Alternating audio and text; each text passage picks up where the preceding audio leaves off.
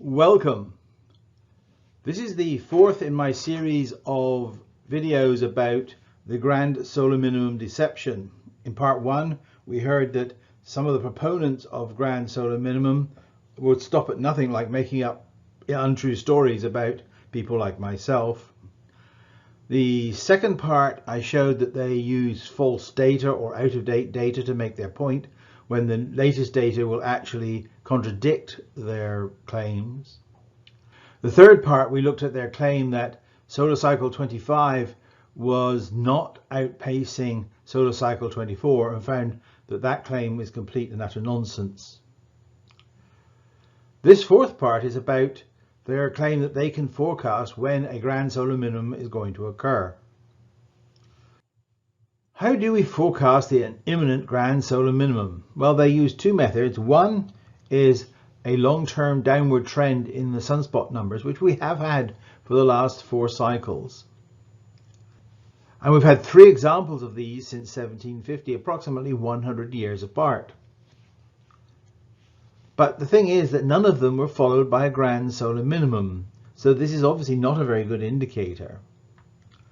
In fact, they've been followed by upward trends, at least the first 2 were, and I suspect that the one that we're currently in will do likewise, starting almost immediately.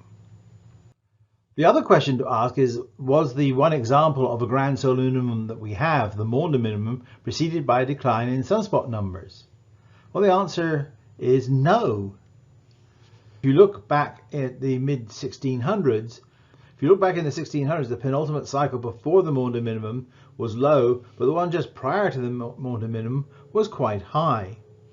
So there was actually an upward trend just the 20 years before the Maunder minimum.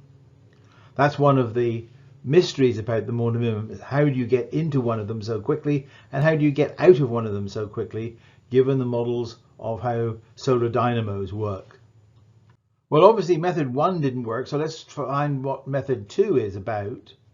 They say the real indicator of an upcoming grand solar minimum is that the previous cycle has twin peaks. And indeed, solar cycle 24 has twin peaks. You can see them here. But you have to ask the question, are multiple peaks a good indicator of an upcoming grand solar minimum? And the answer is no. Why do I say that? Because if you look at the previous cycle, cycle 23, it too had double peaks, and it was not followed by a grand solar minimum. In fact, you could ask the question, how common are multiple peak solar cycles?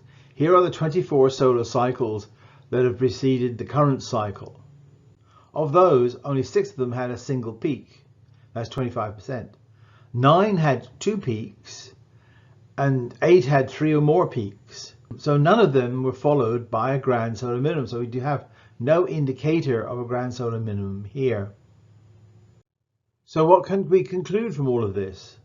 A downward trend in sunspot number is not an indicator of an imminent grand solar minimum. 3 previous downward trends, none have been followed by a grand solar minimum. The other thing they claim is multiple peaks, and that's not a reliable indicator either. The statistics show that they've had 18 of these multiple peaks in the last 24 cycles, and none of them have shown a grand solar minimum. So that is an exceedingly unreliable method of determining whether you've got a grand solar minimum or not. So basically they are using smoke and mirrors to try and persuade you they have a rock solid indicator that we're going into a grand solar minimum, and the answer is that they don't. It's just a fiction designed to make you feel more confident that there's going to be a grand solar minimum, so you'll buy more t-shirts, send in more contributions, or buy a coffee mug from them. Don't be taken in by it. So that's it for today. So until next time, stay safe and goodbye.